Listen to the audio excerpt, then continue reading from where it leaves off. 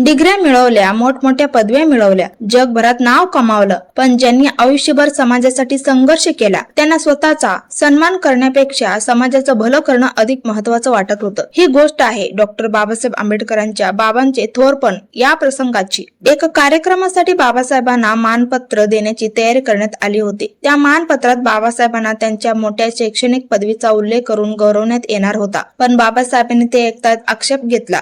ते स्पष्टपणे म्हणाले की ही पदवी मला अजून मिळालेली नाही, तुमच्याकडून माझ्या कार्याची पूर्ण माहिती घेतली गेली नाही। बाबासाहेबांचा हा स्वभाव किती वेगळा होता हे इथे लक्षात येतं। सामान्य माणसाला सन्मान मिळाला तर तो आनंदाने स्वीकारतो, पण बाबासाहेबांना प्रश्न होता, माझ्या समाजासाठी मी खरंच काय केलं? आणि म्हणूनच त्यांनी केवळ मानपत्र स्वीकारण्यापेक्षा आपल्या कार्याचं मूल्य अधिक महत्वाचं मानलं। यानंतर बाबासाहेबांच्या चरित्रावर काम करणारे खेरमोडे बाबासाहेबांकडून माहिती घेत होते, पण बाबासाहेब स्वतःच्या चरित्रासाठी आपल्या पदव्या किंवा वैयक्तिक यश सांगण्याऐवजी एक वेगळाच विचार मांडतात। ते म्हणतात, मी पदव्या मिळवल्या, 4 पुस्तके लिहिली, यापेक्षा मी समाजासाठी आणखी मोठं काय केलं? त्यांच्या मनात पुढचं ध्येय स्पष्ट होतं, समाजासाठी अजून काम करायचं होतं, धर्माच्या क्षेत्रात आंदोलन करायचं होतं, अनेक ग्रंथ लिहायचे होते आणि या सर्व कामातून जर समाजाचं काही भलं झालं तरच आपल्या जीवनाला अर्थ आहे अशी त्यांची भावना होती। एका कार्यक्रमात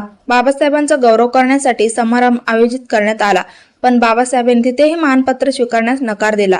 ते म्हणाले, मला मानपत्र नको, मी तुमच्यावर उपकार करण्यासाठी शिकलो नाही, मला परमेश्वर कृपेने संधी मिळाली म्हणून मी शिकलो।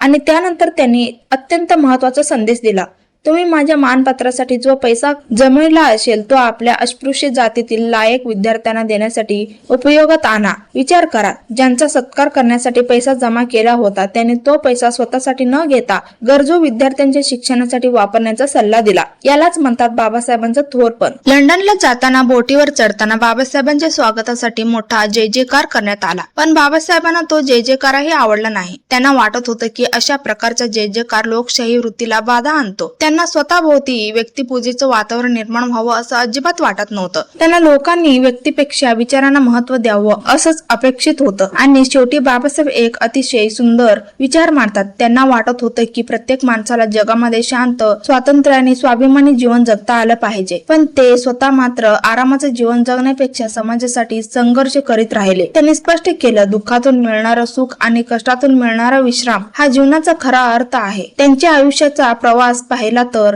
हेच दिसतं, स्वतःच्या सुखासाठी नव्हे, स्वतःच्या सन्मानासाठी नव्हे, तर समाजाच्या मुक्तीसाठी त्यांनी आपलं संपूर्ण आयुष्य झोकून दिलं। म्हणून बाबासाहेबांचं थोरपण केवळ त्यांच्या पदव्यांमध्ये नाही, ते त्यांच्या विचारामध्ये आहे, ते त्यांच्या संघर्षामध्ये आहे। आणि सर्वात महत्वाचं म्हणजे स्वतःला मिळणारा सन्मान बाजूला ठेवून समाजातील शेवटच्या माणसाला शिक्षणाची आणि स्वाभिमानाची संधी मिळावी यासाठी आयुष्य समर्पित करण्यात आहे। हीच बाबासाहेबांची खरी महानता। जर तुम्हाला बाबासाहेबांचे असेच विचार आणि त्यांच्या जीवनातील प्रेरणादायी प्रसंग जाणून घ्यायचे असतील तर हिस्टॉरिकल मिरर चॅनेलला सबस्क्राईब करा आणि हा व्हिडिओ नक्की शेअर करा। जय भीम।